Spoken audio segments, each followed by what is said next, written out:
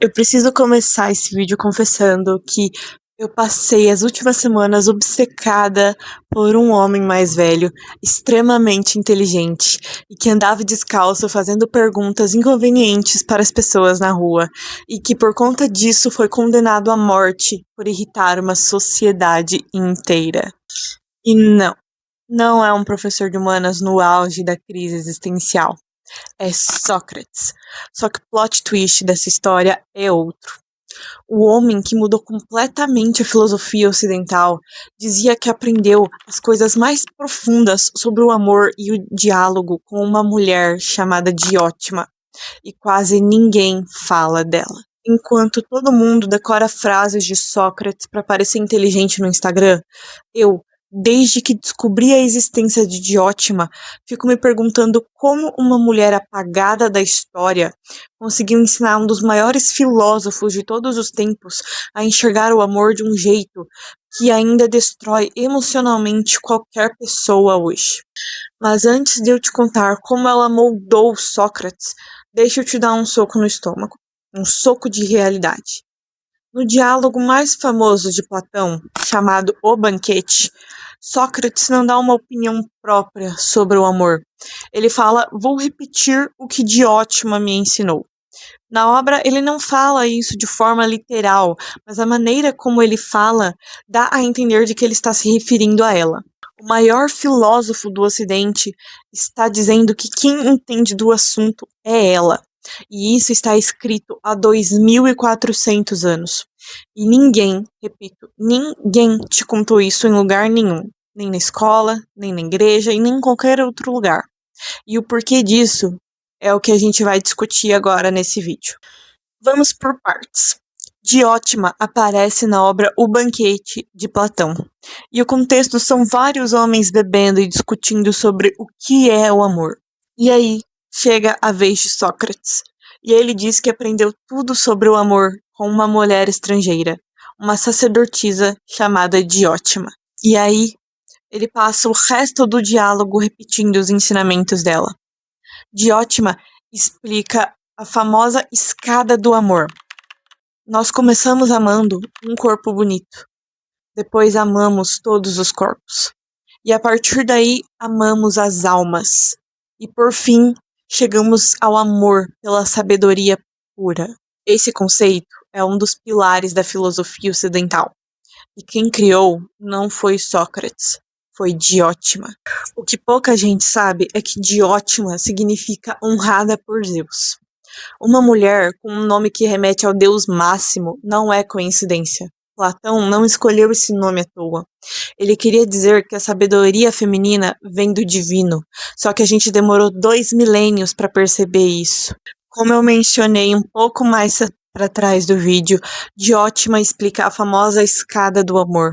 A gente começa amando um corpo bonito, depois ama todos os corpos, e a partir disso ama as almas, para por fim chegar ao amor pela sabedoria pura. Se você está preso em um relacionamento que não te eleva, em uma amizade que não te agrega nada de bom, ou em um desejo por algo que você sabe que vai enjoar em 2 semanas, você está na primeira barra da escada. E não tem problema nenhum você estar na primeira barra da escada.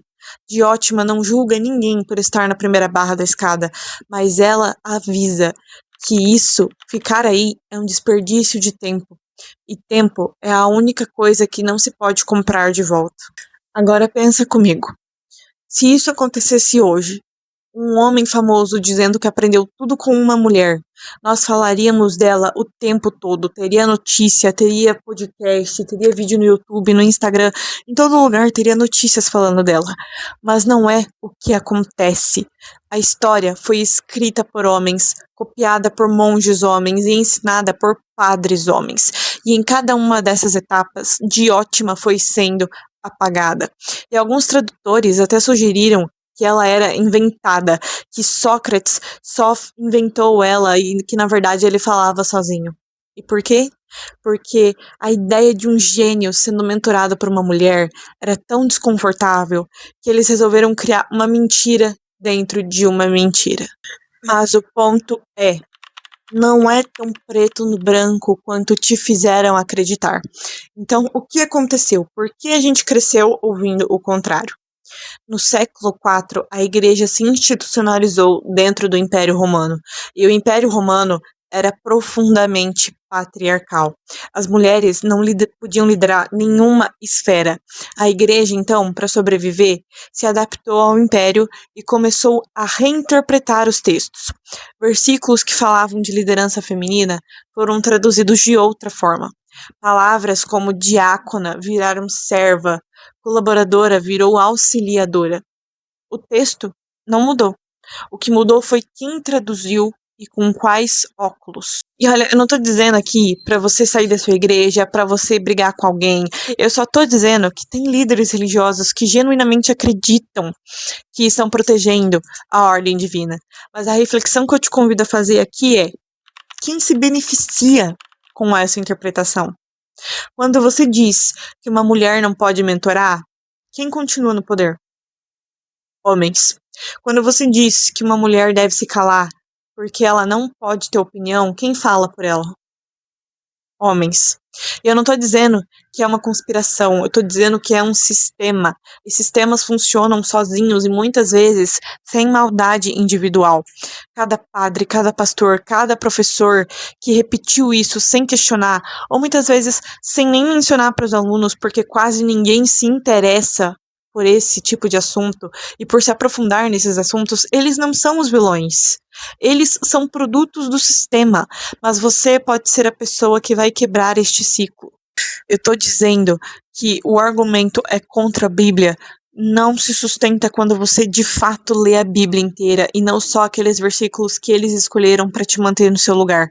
Porque controle é o nome do jogo.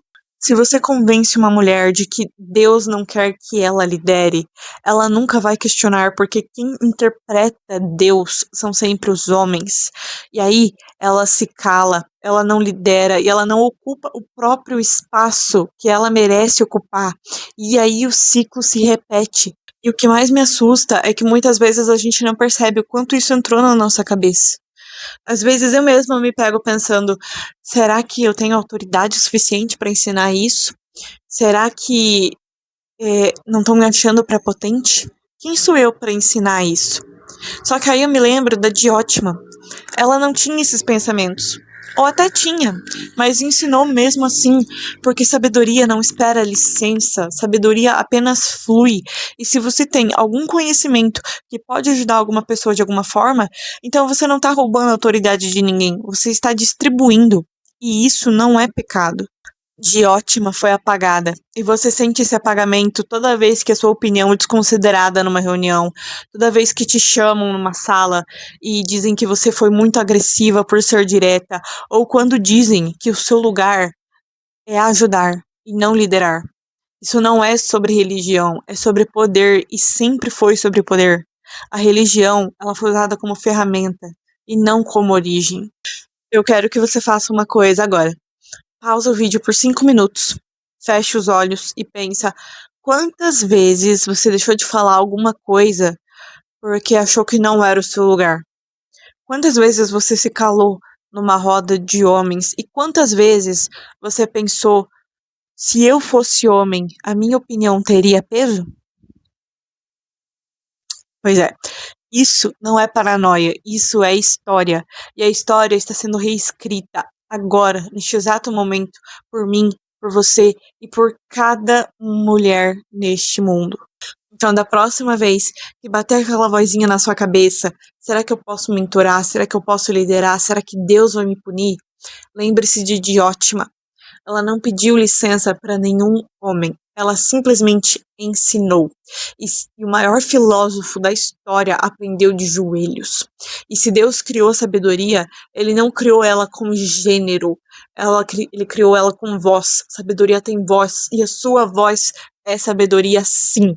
Se você quer mais histórias como essa que os livros e os púlpitos não te contam, já se inscreve aqui no canal, ativa as notificações do sininho para não perder nenhum vídeo, porque toda semana eu tô aqui desvendando os mistérios da mente humana e fazendo uma autópsia completa nos cadáveres mais obscuros da psique, para que você possa viver com mais leveza. E aproveita e comenta aqui nos comentários a palavra de ótima pra eu saber que você viu esse vídeo até o final. E se vocês quiserem também, deixa aqui nos comentários uma sugestão de tema que vocês querem ver aqui no canal, sobre alguma outra história que quase ninguém comenta, rotina, estudos, neurociência. Aquele que tiver mais comentado é o que eu vou fazer na próxima semana. Compartilhe esse vídeo com aquela mulher que se sente pequena demais pra liderar. E aproveita também pra comentar mais uma coisa aqui. Comenta aqui se você já tinha ouvido falar de ótima. Um beijo e até o próximo vídeo.